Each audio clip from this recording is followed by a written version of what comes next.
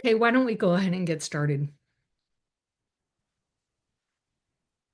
So hello, everybody. Welcome to Ask the Grant Writing Expert. I'm Dr. Meg Bouvier. You know me as the creator of your library of NIH grantsmanship courses. I have nearly 40 years of experience at NIH, first as an applicant, then as an intramural researcher, then as a staff writer for longtime director, Dr. Francis Collins. And now I run a company that primarily trains people to write effective grant applications. My company's helped clients land nearly 700 million in federal funding over the years, and I'm here to answer your NIH grant writing questions. So let's get started. Grab a cup of coffee. Let's get started. So what people should know, we're closing in on the end of cycle two. We've got the small format Rs are due on the 16th. And then the resubmission deadline's coming up. Many of you are starting to work towards your fall deadlines. Good for you. That's awesome. If that's the case, hopefully you're watching Master the R Series preparation or the same course in the K Series. Those of you who are putting the finishing touches on your resubmission, might want to look at some of the later lessons in the resubmission course, particularly the ones about how to structure the intro page. Yeah, there's news coming out of NIH, but nothing that you don't already know. So if people have questions about things, feel free to ask. And otherwise today, we're going to be talking about SBIR. So I have a new guest today. Her name is Kate Montgomery, and as luck would have it, she was introduced to me by the guest who's coming in 2 weeks, Emily Clemens, who has been here before. She retired fairly recently as a scientific director from the CDMRP, and she runs a consulting business. And Emily was very excited to introduce me to Kate. So I met with Kate. I was very excited about the work she does. She knows a lot about SBIR, STTR, which I know very little about. That's the one mechanism I don't work on at NIH.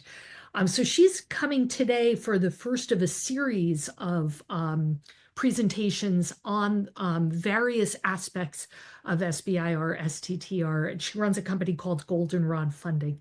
So, Kate, very excited to hear from you today. Great. Thank you for having me.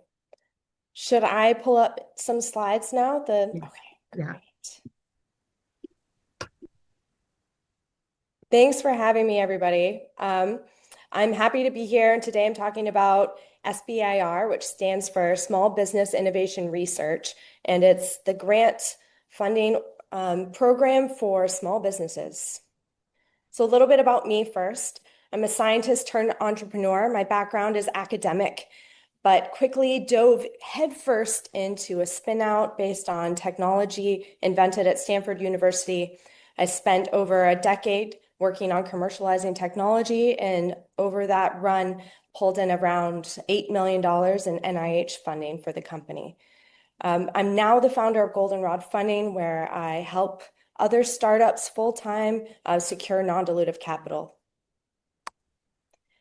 So first, is this presentation for you?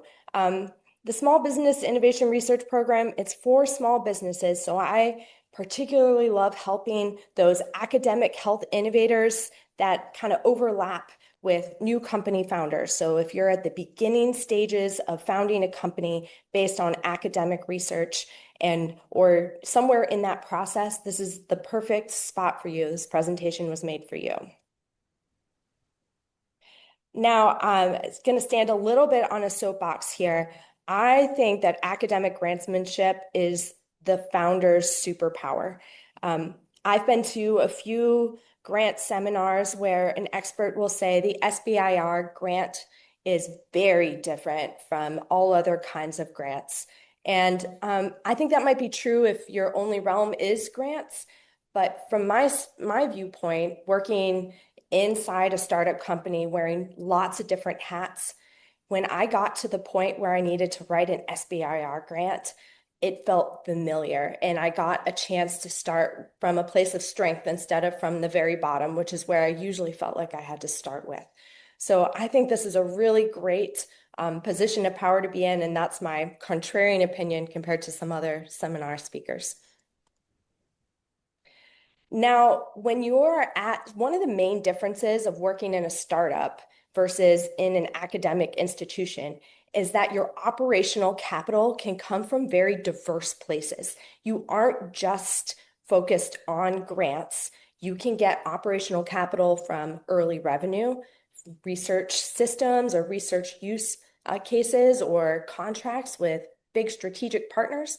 You can get equity financing from angel investors or venture capital investors. And there's this persistent error in thinking in the industry that getting this revenue is linear, that you start with grants and then you push that aside, and then you get equity financing and you push that aside, and then you get revenue. In reality, it's blended together in a very bespoke way. And each company has its own recipe and menu for blending those together, but they work best because when you get revenue or when you get funding from one source, it increases your probability of getting capital from the other sources. Now, applying for grants is really stressful, partly because there are so many options and each funding mechanism is so complex. So I recommend at the beginning distilling grant opportunities down into 3 key numbers to get a handle on them: the maximum possible award, your probability of success, and the effort it's going to take to pursue that opportunity. And that'll give you a way to give apples to apples comparison when you're looking at different opportunities. So the first program you should really look at, though, is the SBIR program. And this is a federal program, and it's the first one you should look at because lots of people understand it. There's lots of support for it, and it's also very well documented. So it's easy to look up what are all of the components of this program. And many of the eligibility criteria are kind of baked right into this acronym. So small, that means to the government, 500 or fewer employees is small. Business, these grants are only for for-profit organizations. You cannot get these grants to help a lab in a nonprofit university. It is for innovation, that's new technology, and in general, it's to make the US more globally competitive. So these are all US-based companies. And then R for research, and these are for research and development projects. So what agencies fund what agencies fund SBIR? My favorite is Health and Human Services, particularly the National Institutes of Health, NIH. Another contrarian opinion alert. There are other agencies that fund health innovation. National Science Foundation and Department of Defense are the runners-up. But in reality, when you look at all of the health projects that have been funded through SBIR, 80% of them have been done by the NIH. And in particularly, they are generally the bread and butter biotech and medtech type projects that you expect to find. The NIH is overwhelmingly the first agency or group institutes that you should look at. Some other reasons I really like the NIH is they have a really strong pipeline of renewals. So you might not be very enthusiastic about the phase one, maybe $200,000, $300,000 for a phase one project, but the renewals, usually the probability of success for a renewal goes up, and so do the award sizes. So you're getting into the millions very quickly. And usually the NIH has like bad news, but in the recent SBIR reauthorization, a lot of the award caps have gone up even higher. So there are more opportunities, more than ever. A downside of the NIH is that it has a bit of a patchwork of process and expectations. Each institute has its own flavor, but these are things that can be learned, and even people at the NIH are there to help guide you. So who is reviewing these NIH grants for SBIR? Of course, you have your maybe the classic prototype, which is the academic expert. They have decades of experience in your field. They know the mechanistic nuance of your problem. And then the next kind of reviewer, I think, is really important to consider. It's your active competitor. It's the person making the rival technology in your industry. And I don't say that to scare you into thinking they're going to steal your ideas. They're not supposed to do that. But I do think they can get easily offended if your criticism of their technology isn't fair and very precise and accurate. So you must be very accurate in how you deliver your criticisms.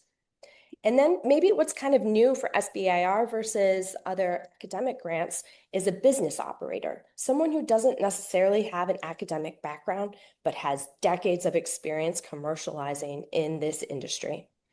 And then finally, we have the AI shortcut.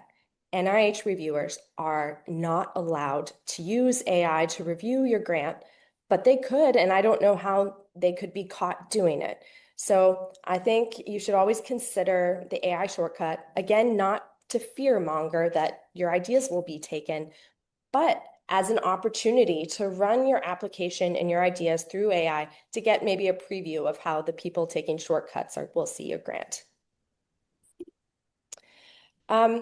I get a lot of questions about how long it takes to prepare a grant application, and I struggle to give a straightforward answer because the biggest part of preparing an application is not actually filling out, writing the words and figuring out what you're going to put in the figures. It's addressing the fundamental deficiencies in your company and project idea, and each company has their own deficiencies to plug there. So I put a few examples here that I've been seeing a lot from companies. This is not a comprehensive list of the deficiencies that could happen. But one of them is your clinical and advisory network is not filled out. The second is maybe you don't have a firm grasp of what your regulatory pathway could be. A third, this one's important, is you haven't figured out who your principal investigator is because it has to be a person who's employed at your company. It can't be a university professor. And finally, an understanding of your go-to-market strategy. A lot of times people have the big picture view of where their product or technology will end up far in the future, but they don't have a firm grasp of who their first customer is and how they're going to get to that first customer. So what's the process for SBIR? The very simplified version is that you need to prepare, and if I had to tell you how long, if I had to make an estimate, maybe 2 to 3 months, but I've heard estimates between 3 weeks and 1 year of prep time. I think 3 months for someone who's new sounds reasonable. Submission deadlines are 3 times a year, and these are baked in. They are every year, January 5th, April 5th, September 5th, like clockwork. Those are the deadlines. Your submission will be reviewed. Generally, if you have been rejected, you'll get enough time to rev your application for the next submission deadline. And if you're rejected, you have the option to resubmit once. Expect a minimum of 6 months between the submission and cash in the bank. Quick note on how I usually work with companies. My favorite way to work with companies is through this group cohort approach to application prep. I do short 14-day sprints where the company prepares their grant themselves, but I provide blueprints, peer-powered momentum, and high-intensity coaching to help people get through it. And with that, I'm happy to answer any questions. I've put some common questions here to help prompt anyone if you're thinking about what to ask. Thanks. Great. That was awesome. All right, I'm going to remind people you're in listen only mode. There's a Q&A box if you want to type questions about SBIRs or startups in general or about anything NIH. You know, this is also just wide open to all of that. So one of the questions that I had while we're waiting for people to put their questions in. Oh, and I should also say that Kate's bio is in the chat and her contact information is in the chat. And she wrote this really beautiful, comprehensive blog post that we will get online within the upcoming days. And Riley is going to leave a link to our blog post in the chat. So circle back in a few days and that will be posted there. One of the questions I had was it was about this this timeline, right? This idea of like a couple of weeks to a year, because this is really a common question that I get as well. When you say that, like, maybe 3 months to get it prepared, does that include any kind of prep steps in terms of like, you know, um, vetting the project idea, talking to a program officer, really kind of figuring out, because like to my mind, I agree that the writing is the least of the problems. It's designing the project is a big Mhm. part of it and figuring out like what exactly is a reasonable project and to which institute should it be submitted, and have you checked to see if it fits their funding priorities. And I know that Kate's going to be coming back in July to talk about searching the reporter website using AI, which is allowed. You can use AI to search a database like that, and she has some Mhm. really interesting ideas about how to do that. So like if you think about all of those prep steps, what kind of timeline would you put on that? Yeah. Yes. First of all, yes, I do include the time to talk to the program officer in that 3 month time frame. Um, I it it's tricky because you don't know exactly where someone is starting. Like I've had people with a company, a single solopreneur founder think they don't have any team members, they haven't done any networking, they don't, and that takes much more time. Like you need way more than 3 months. But if you have a pretty solid team and you have an idea of the project, maybe like two or three options, and you have some two or three options of institutes you might want to target, I think 3 months is probably enough time. And um, yeah, that's always a tricky question because from my point of view, I have like my preferred, I would like the company to be very prepped, but the reality is sometimes you have to sprint with non-ideal conditions. Right, And I don't want to discourage people right. Yeah, from trying if they're not in the ideal position, right, because a weak shot on goal gives you a much firmer stance to take your next shot. And so right, I, right. if you And have a month, spend your you month as best you can. right. And that's true, I think, in grantsmanship in general, where I think that like you don't want to submit something that is just utter crap, like you just don't have time to put the thing together. But a submission that has some weakness that you're going to be able to solve in time. Sometimes putting the application in makes sense to put it in now because you gather information from the review panel that can then be folded into a resubmission. So and we'll get to the questions in a sec because I see some coming in that pertain to this. Is it true with SBIRs that it's unlikely that they'll be funded on the first time around, or is that not the case? I usually we didn't get funded on the first round. I think of resubmission as part of the process. Yeah, Um, It's very similar to submitting an article for publication where reviewers just want they don't usually, if they've never seen you before, yeah, they're going to give you their full critique and yeah, ask for changes. So right.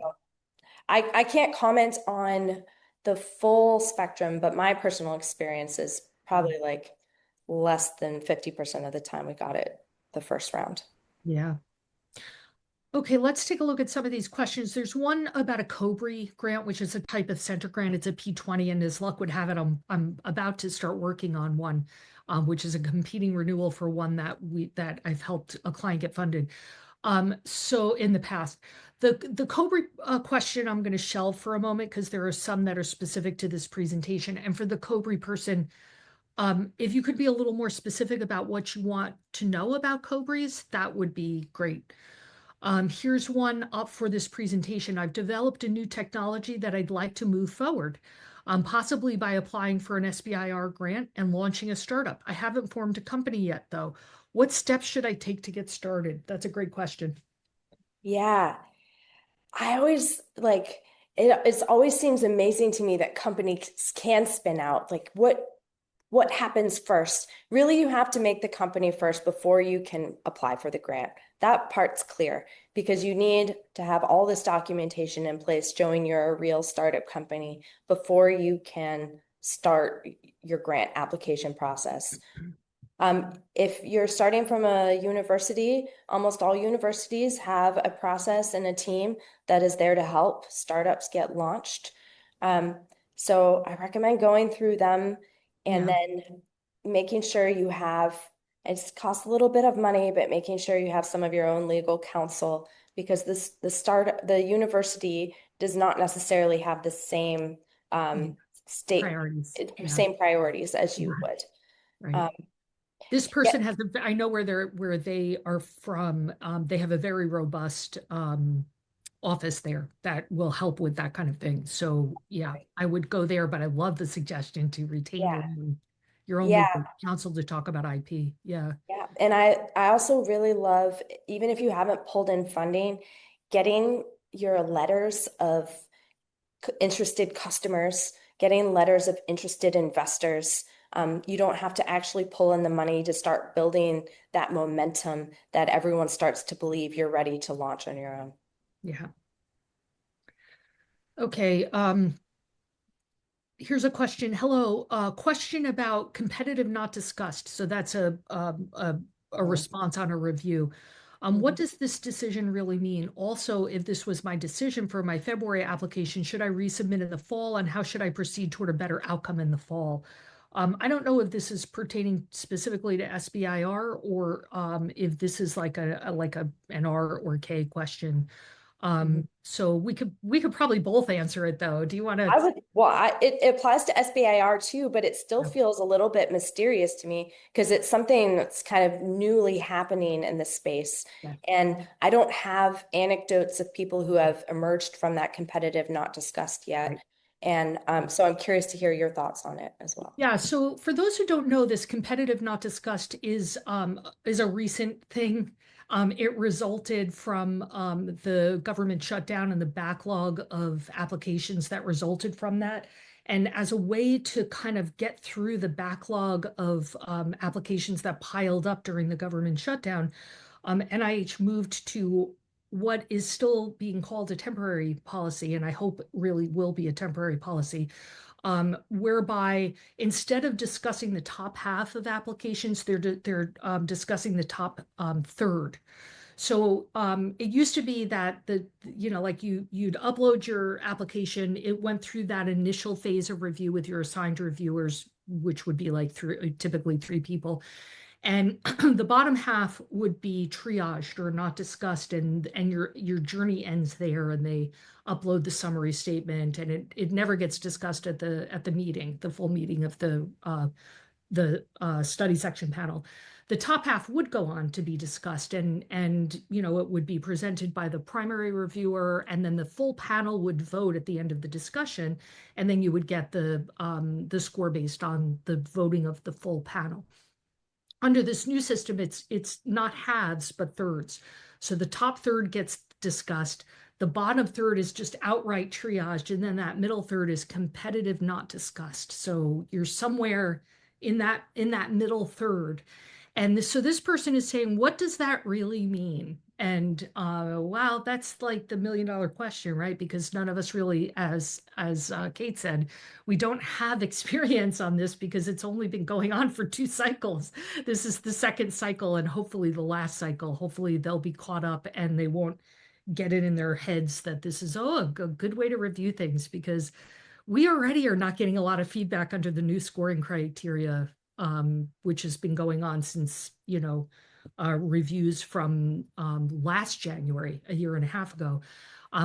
We don't get a huge amount of information, that the really detailed, comprehensive reviews that you got in the old scoring criteria. I am not seeing that with factor one, factor two. And now with this thing with the only the top third being discussed, it's even worse. There's like very little information that's being put in those summary statements. So in my opinion, it would be a disaster if that were permanent. But in terms of your question, it really depends on what the reviewer said. It's kind of I don't know what it means in practical terms because we have no data points on it, right? Nobody is enough time hasn't passed for somebody to actually go on to be funded or not funded from that scenario, right? Like that just hasn't happened yet because enough time hasn't passed. Um, but as a savvy grant writer, what should you do with the information? Well, what I would probably do is treat that as, you know, the same way, just analyze to death every single thing you can from what the reviewers gave you to work with, which I'm guessing is probably not a lot, but really try to look at it. You're probably not going to get a lot of help from the program officer because it wasn't discussed, so they can't give you any insights into what happened in the discussion. So it's really going to be sitting down and trying to suss out what they were trying to tell you, and review the comments with people who are a little more seasoned in your field to see what their take on it is. And if they're, should you submit in the fall? Well, it depends. Like if they had issues with things, like if they came back and said, we disagree with the fundamental premise of this project, we don't believe the hypothesis, we don't believe, like, there's not enough data to support the rationale for this. Those are like pretty fundamental flaws. And, resubmitting in the fall, like, you may need to go back and generate a lot more preliminary data to be persuasive. Or maybe you feel like it went to the wrong study section and you want to retool it and submit it as a new application to a different study section. Or maybe the comments were not egregious. Maybe they were not like fatal flaws. Maybe they were asking for, things that feel like they were a little bit more reasonable to implement, in which case you would put it in for the fall. But some of this is guesswork at this point. It's hard to know without actually reading the summary statement, and it's just hard to know in general because we have no data points yet. So let's see. And the person is saying I should clarify that my competitive not discussed question was for a first submission R01 as an early stage investigator. Sorry about the lack of detail in my original question. Okay, so that may also affect your resubmission. So I'm gonna just briefly hop on my soapbox about factoring ESI into your long range submission plans. So early stage investigator status, 10 years or less from your terminal degree or last clinical training, and haven't been a PI on an R01 or equivalent, confers a funding advantage, sometimes a very significant funding advantage to the tune of at least 5 percentage points, sometimes as much as 10 percentage points. That's a huge difference, right? So on the whole, it is a good idea to try and land your first R01 under your ESI status because it's likely to get harder once your ESI status runs out.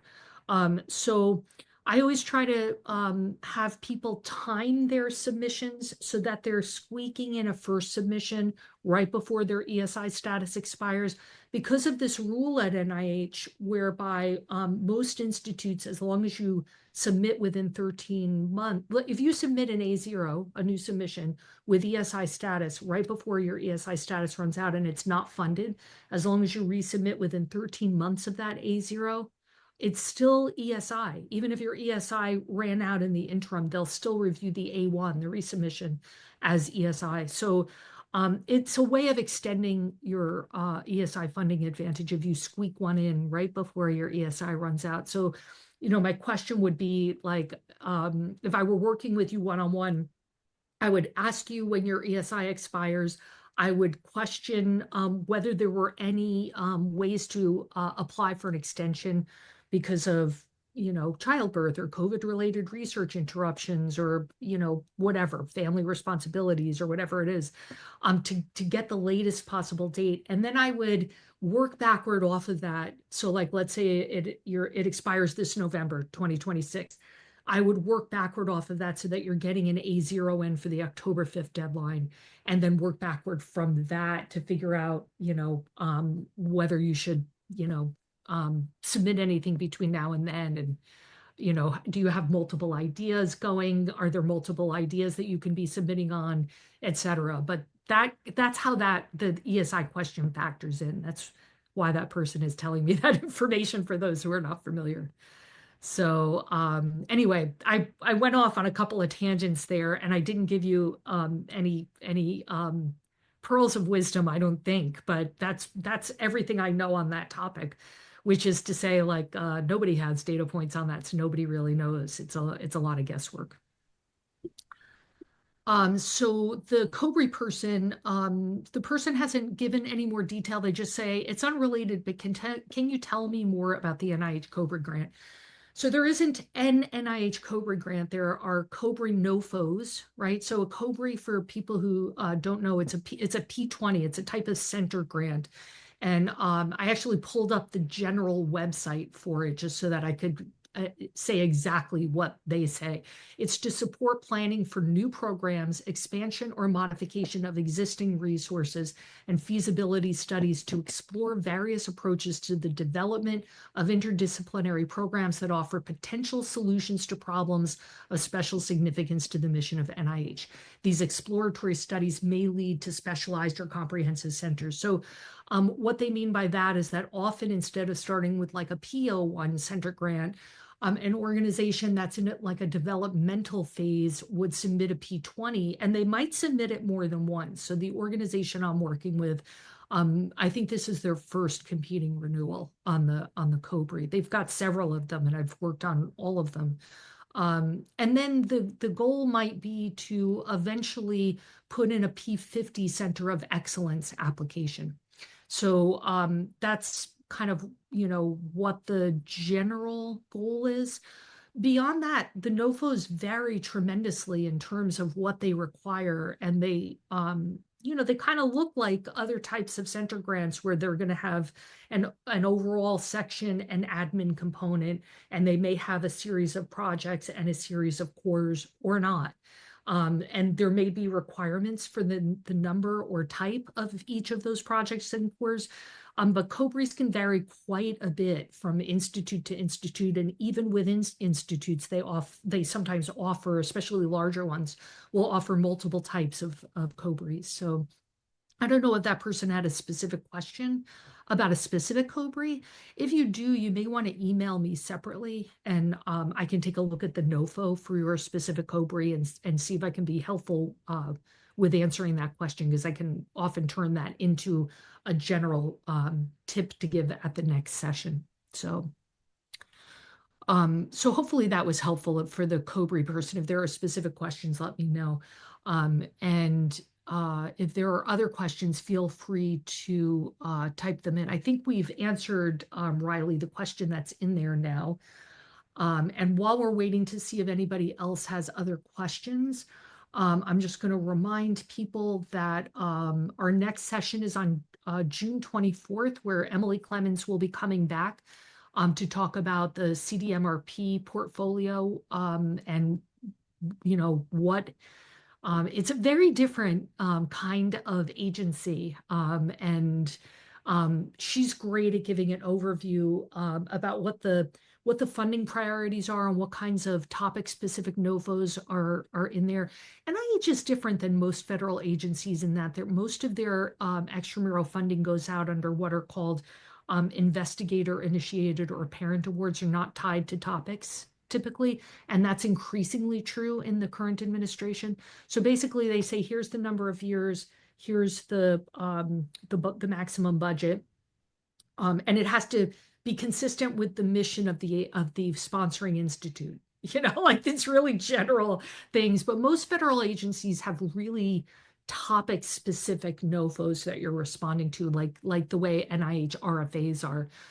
So she'll be reviewing what those are because they've recently been released. And then Kate's going to be coming back on July 8th to talk about using AI to personalize your search of the NIH Reporter website. I personally am really excited about that because I am going to be using those strategies because I just spend inordinate amounts of time in the Reporter website trying to suss out various trends, especially because there's so little reporting coming out of the data from NIH. They don't provide the things that they provided 3 to 5 years ago in the Reporter website, but it's all in there if you're willing to do the search and put the numbers together yourself. So so I'm really curious to take a look at that. So are there other questions? from anybody? Oh, and the other thing is, of course, there are a couple of new members and organizations in the fold. I always do virtual office hours on the first Friday of every month at 11:30 Eastern Time. You do need to sign up for that. Riley, if you could put the first Friday's sign up in the chat, that would be great. I will say that the next one is on would have been on July 3rd, and because of the holiday, we've moved it to the second Friday. So it's July 10th this year. So you should have gotten your Zoom link should have changed from the July 3rd to the 10th.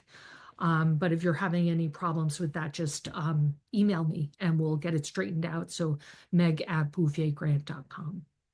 Yeah, so next sessions again, June 24th for the next biweekly live Q&A on CDMRP. Then July 8th, Kate comes back and we'll talk about using AI to search the reporter website. And first Fridays is moved from July 3rd to July 10th. So please circle back and check out, Kate wrote an excellent blog post. So circle back and check out our blog. The link to it is in the chat, but you can access it through our homepage very easily. There's a link on the top right to access it. And if that's everything, then we'll wish everybody the very best of luck. And we look forward to seeing you in an upcoming session. And Kate, thank you so much for coming. Really appreciate it. Thanks for having me. Yeah, we'll see you again next month. Yeah, see you soon. All right, take care, everybody. Good luck. Bye. Bye.